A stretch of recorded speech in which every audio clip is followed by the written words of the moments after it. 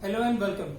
Now today we are going to study the another topic from the same chapter, that is chapter 1, and that is taken from microeconomics. So the other topic is microeconomics and macroeconomics. So we deal with the first with the microeconomics. See word micro. This word micro is taken from the Greek word that is known as mikros. Okay, and this mikros has the meaning that is known as small or unit. Okay, now we go on the definition of microeconomics. So it is always, when we study about the microeconomics, we study about the single unit. Okay, single unit. So we always talk about the small thing or single unit. Then it is, the definition is, when problems of choices, or you say when problem of choice or economic problem are addressed at the level of individual or single firm, single household or single person, then it is taken as macroeconomics. Suppose demand of salt in a particular household or single unit or single house, then it will be always we will talk about the macroeconomics. And then microeconomics always studies about the price determination, then theory of demand, etc. and all. Okay, so these things are studied under the microeconomics. Now we talk about the macroeconomics. So again, there is this macro is English word, and this is taken from Greek word that is called as macros. Okay, this means large. The word macros means large, or again that word is taken as in from the Greek word. And now we go on the definition, that is, when problem of choice or economic problem are studied and addressed at the level of the country as a whole, then it is said as it is a macroeconomics. Now we say that under the macroeconomics we study about the aggregate of output and aggregate demand and aggregate of national income, then general price level, then these things are studied under the macroeconomics. Then we move to the next topic now. So now we discuss the difference between microeconomics and macroeconomics. First, microeconomics, we see here. First one, the studies of economic problem at the level of individual firm, household or consumer, then it is said to be economic, or it is said to be macroeconomic. Then now we talk about the macroeconomics. Now studies of economic problem at the level of economy as a whole. Okay, means if we talk about the whole country, and if we study about the problems of whole country, and when we are addressing about that problem, then it will be taken under the macroeconomics. Now we deal again with the microeconomics, that is second, concerned with the output of individual firm and referred as the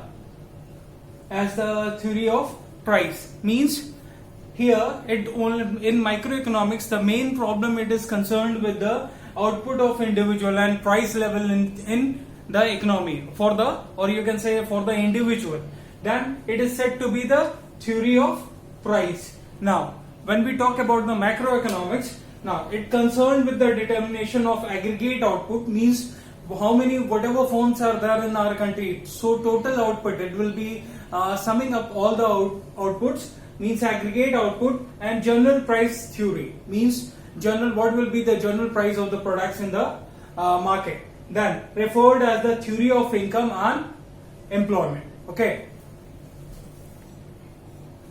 so now the other points. See, study of microeconomics assumes that micro variables remains constant like aggregate output. So when you are studying microeconomic problem, in that it will assume that macroeconomic problems remains constant. Okay, macroeconomics variables remain constant. Then when you study macroeconomics, study of macroeconomics assumes that micro variables remains constant like distribution of income. Okay, so when you are studying macroeconomics, it will assume that micro variables remaining constant. So now we talk about the market forces. Now we talk about the fourth point, that is market forces. that is supply and demand. Okay, plays important role in macroeconomic problems. So whatever problems are there in that means microeconomic problem, that supply and demand plays a very important role. And like factor pricing means producing pricing, means when goods are being produced, so pricing, fixation of pricing is very important in that. Okay, then government, when you study macroeconomics, then government policies like fiscal policies and monetary policies. So these policies, one policy is made by the government and one policy is made by the RBI, and that you will study later on. Okay, so you just understand that government policies, one is fiscal policy and monetary policies, plays very important role in the macroeconomic problems like problem of unemployment and poverty and inflation. So now we study about the types of economics, that is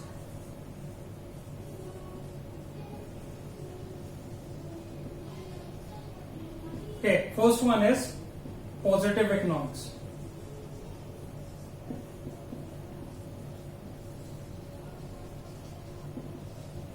Second one, normative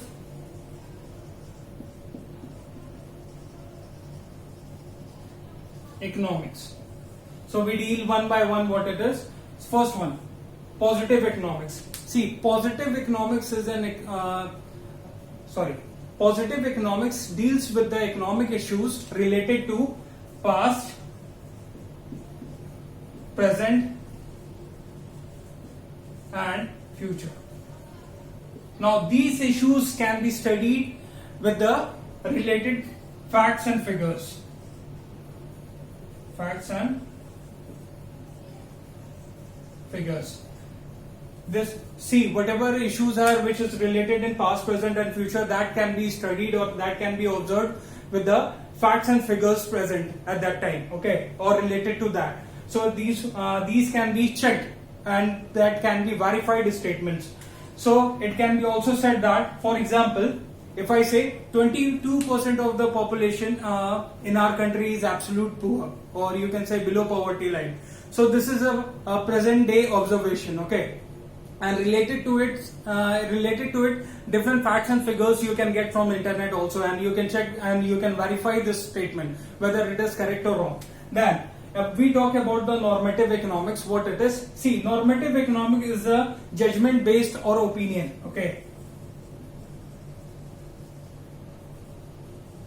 Opinion of the economist, okay, means it can be say about the what could be done on a particular related issue. Suppose we say Manrega, okay, Manrega can be stopped because it is using taxpayers' money. So it is just a you can say it is just a statement and you cannot verify it from anywhere. So it can be also deals with what ought to be.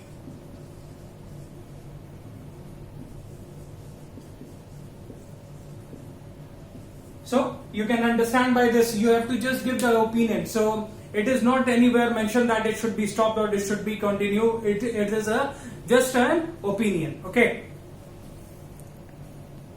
So now we talk about the difference between positive and normative economics. First one, now we study the first point, that it deals with the economic issues related to past, present and future.